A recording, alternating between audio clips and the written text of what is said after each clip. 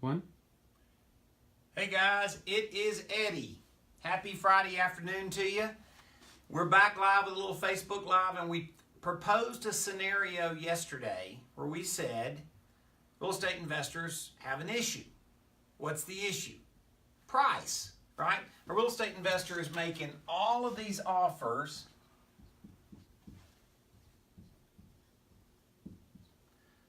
uh, 11, 15, 16, 20 offers, blah, blah, blah, blah. They're getting one guy to say yes. That's the problem. Now, real estate investor says he has a lack of inventory. What it really means is he has a lack of inventory that's willing to sell at a discount. Okay? Which means if you count that one yes, you got 19 of them that said no. Why'd they say no? What caused the customer to say no? That's it. Price. Here's a story about a student. This guy's name is Kevin Moen. He lives in Seattle. So he is getting married. He's trying to buy a property that his wife and him can live in, and he finds a duplex. So it's a duplex. All right. So it rents for $1,500 a side. But Kevin says, "No, I don't want to rent this side. I want to live in this side." Okay? But I want my mortgage payment to be covered by my rent. Finds a seller that's willing to seller finance, right? A lot of times you just have to know to ask, right? He finds a seller that's willing to seller finance, and here's the deal though. They get down to the sales price, and you've got Kevin, who is the buyer, and then you got the seller, okay? And then you get into what's an acceptable price. Kevin says the model running the math says I can only pay $265,000.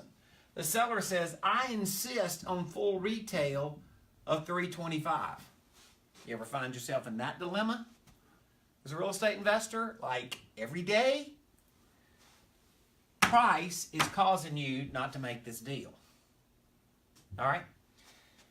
So here's what we did. Bottom line is the seller said they were willing to owner finance. They were willing to offer financing to Kevin, but he had to pay 5% interest. And Kevin says, "Well, I'm okay with that, but I got to make my math work." The down payment, Kevin says, "I only want to pay $5,000 down." The seller says, "Well, I'm okay with that if you can give me my price and my terms." Right? That's kind of where they were in the deal. Kevin calls me and he says, "Eddie, here's my problem." He says, "They want $325,000 for this property, and I want to pay $5,000 down. And if I finance $320,000 at their 5% interest, and I even carry it out over 30 years, 360 months, my payment is $1,714 a month. Won't work." I said, "All right, Kevin, let's fix this part." Okay? Let's come in here. You finance $260,000 at their 5%, and your payment is $1,400 a month, 30 years. Okay? It's actually like $1,395.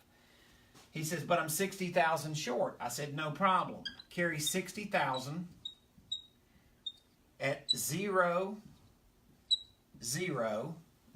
interest, zero payment. Make it due in 15 years. He said, "There's no way they'll take that." I said, What's the old saying? You never know how you look till you get your picture took. So the reality is the art of this is not just running the math. The art of this is knowing how to dictate the terms. Because in the conversation I had with Kevin, he said that he repeated this to me numerous times. They are stuck on 5%. They are stuck on 5% interest. They won't agree to anything that's not 5% interest. He says, how are they going to agree to 0? I said, because you're only giving them 0 for a little piece of the deal. Okay? Now, the only reason I show you this example is not because this is the only way to solve a problem. The reason I show you this example is real estate investors pass on deals every day. They're that far from making. They're right here. They're that close. They just have to get to this much more to make it. And this is what I call an air note. It's a note of money due out in the future. Air, as in breathe the air. Okay? And so what's really going to happen in real life is he put a first right of refusal to buy this second way before 15 years. They're going to get impatient. And the truth of the matter is Kevin lost his nerve, and he's a smart guy. And he went for 10 years. I tell him to do 15. Okay? 15 would be better. I can live with 10. This note, no interest, no payment, clearly is not worth $60,000. You couldn't sell it for $60,000. And this customer will get impatient and they'll want to discount it early. And you can buy that note at a deep discount. So you can structure a loan where the sales price on the closing statement is exactly what the seller thinks it needs to be. But the truth of the matter is you're just selling it at a deep discount because you know how to structure the deal where price isn't the deal, but terms is the king. Now, we're going to be talking about this in different ways, but I think it's a game changer in the business. I said this yesterday. I'll say it today. I work with a bunch of real estate investors that have this issue. It's solvable if you know how to do the creative financing and structure the deal in a way that makes sense. You guys have a great weekend. We'll hang out and talk about this some more. Really look forward to hear from your comments. Share this with others. Let's talk about a way that this changes real estate investing. And if you're just a note guy, you can be the note expert for real estate investors that all have a trash can full of turned down deals. See you later. Bye-bye.